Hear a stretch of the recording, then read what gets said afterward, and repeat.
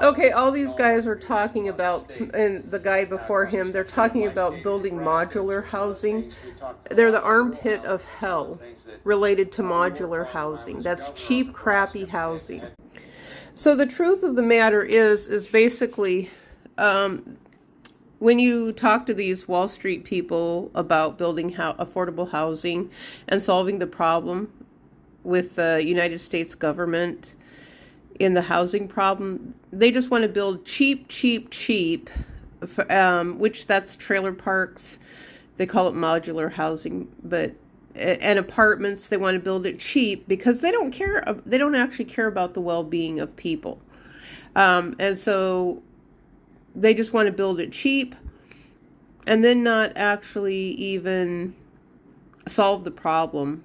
So it's like they just want to put very little effort into caring about people who actually need housing, because if it doesn't suit their bottom line in how they can monetize it through the United States government, then they're really not interested in it. But then look at the other side of it, and I addressed this issue. They built a whole bunch of fancy mansions. Someone in the big cities has built a whole bunch of fancy mansions, and even down in Florida, they built all these mansions on the coastline. So they took the money and built all these houses that nobody can even afford to buy.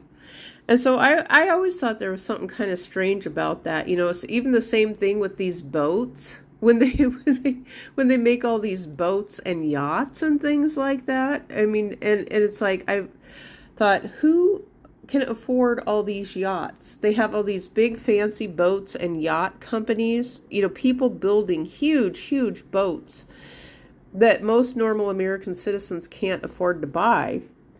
Then it calls into question to me, what kind of fraud, waste, and abuse is taking place within boats? In creating jobs for people to build huge giant boats that nobody can afford to buy, but yet we have homeless people in the United States. So what is the investments that's taking place in boats and, I don't know, money laundering possibly? But with housing affordability, the government, that's what they're saying, they take a hands-off approach. They dole the money out. They throw a bunch of money at the local communities, and the local communities, the politician wants to get elected, and so they take a hands-off approach, and they just allow these subcontractors to abuse the system of fraud, waste, and abuse all over again.